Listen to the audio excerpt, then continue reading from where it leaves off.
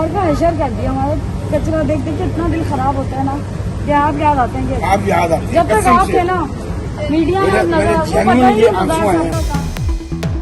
लाहौर में गंदगी पर शहरी शहबाज शरीफ के दौर को याद करने लगे। शहर की खराब हालत के कराची में भी चर्चे। एयरपोर्ट पर शहरियों ने शहबाज शरीफ को दिल के दुखड़े सुना दिए।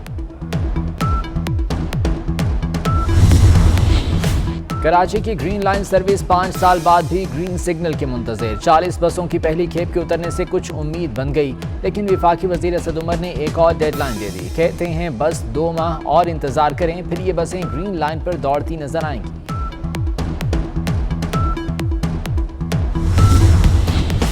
ताजिर टैक्स कवानीन तरमीमी ऑर्डिनेंस पर हुकूमत से नाला। सदारती ऑर्डिनेंस के खिलाफ 27 सितंबर को इस्लामाबाद मार्च का ऐलान। कहा ऑर्डिनेंस से एख्तियार को दिए इख्तियारात मुस्तरद करते हैं। कोरोना के मारे ताजिरों पर मजीद बोझ डालना जुल्म है।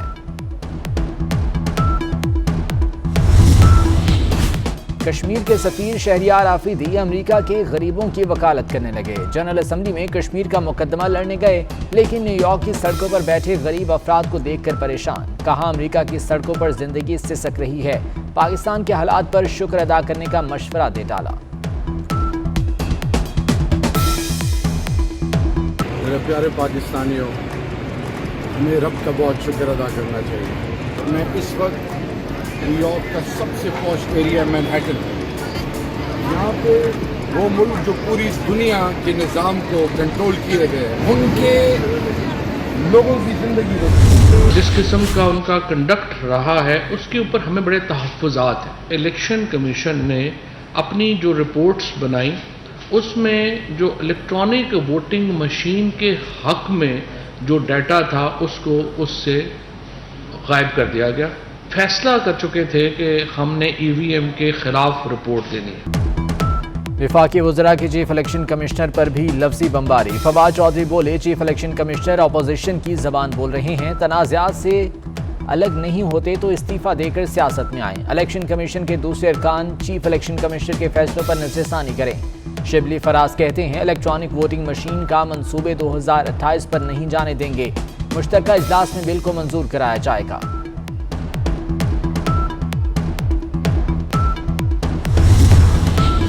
वज़रा का चीफ इलेक्शन कमिश्नर के खिलाफ बयान आईनी इदारों पर हमला करार। तर्जुमान नून लीग मरीम औरंगजेब ने कहा कि इमरान खान के हुक्म पर इलेक्शन कमीशन को ब्लैकमेल किया जा रहा है। मुस्तफ़ा नवाज खोखर कहते हैं नोटिस के बाद वफाकी वज़रा आपे से बाहर हो गए। सिराजुल हक बोले हुक्मरान इलेक्ट्रॉनिक वोटिंग मशीन के जरिए डिजिटल धांधली चाहते हैं।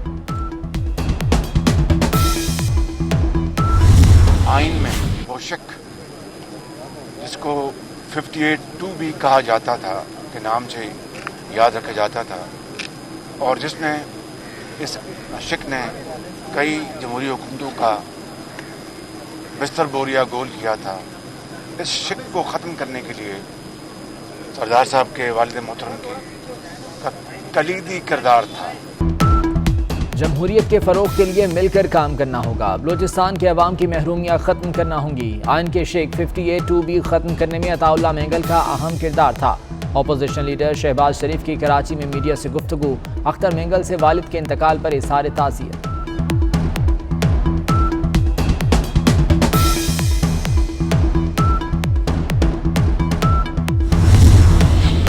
शहबाज शरीफ के खिलाफ जाली अकाउंट्स केस में अहम पेशरफ्त। FIA ने मुलजिम आसिम सूरी को गिरफ्तार कर लिया। बैंकर्स और गवाहान पर बयान बदलने के लिए दबाव डालने का इल्ज़ाम। आसिम सूरी निजी बैंक के नायब सदर और कंप्लायंस डिपार्टमेंट के सरबराह हैं।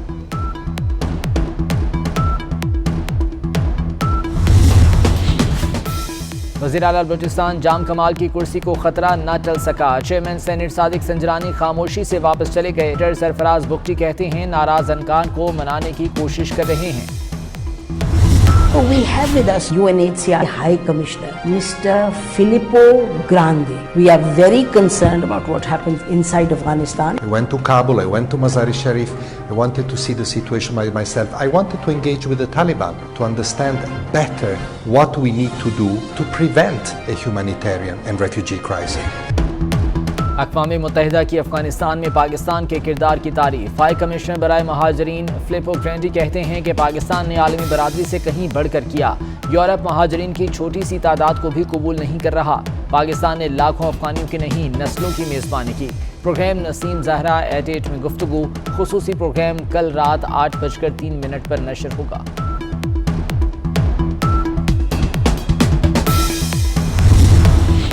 पंजशेर पर पाकिस्तान के खिलाफ भारतीय प्रोपेगेंडा आलमी सतह पर बेनकाब। अमरीकी अखबार न्यूयॉर्क टाइम्स ने इल्जामात को बेबुनियाद करार दे दिया।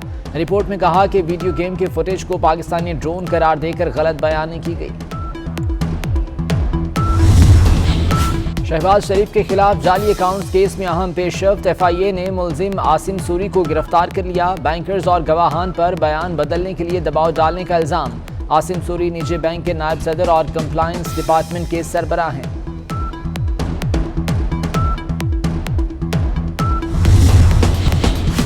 जुमे की सुबह ESI सिक्योरिटी के सरबराह रिक डिक्सन ने फोन किया। बताया 5 आइज ने टीम पर हमले का खदशा जाहिर किया है।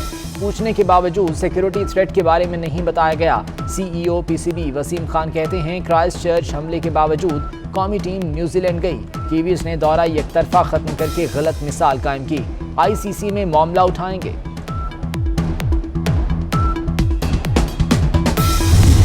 न्यूजीलैंड क्रिकेट बोर्ड के सरबराह की अनोखी मंतक। पाकिस्तान को खतरे की तफसील बताई और ना ही बताएंगे। एडवाइजरी तब्दील होने पर टीम को वापस बुलाया। डेविड वाइट का बयान। 5 मुल्की इंटेलिजेंस इत्तेहाद ने दौरा मनसूख करने का मशवरा दिया। न्यूजीलैंड मीडिया का दावा।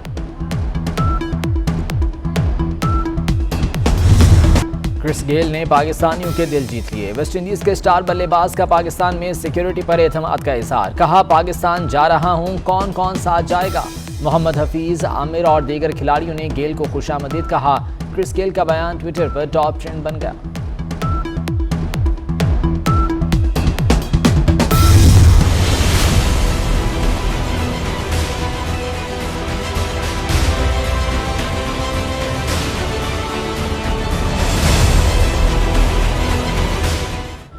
कोरोना के हमले बरकरार। मजीद 71 अफराद जान से गए। 24 घंटे में 2580 केसेस रिपोर्ट। मुस्बत केसेस की शरह 4.68%। कराची में शरह 3.68%। 339 नए केसेस रिपोर्ट। लाहौर में मजीद 10 अमवात। शरह 8.4% रिकॉर्ड।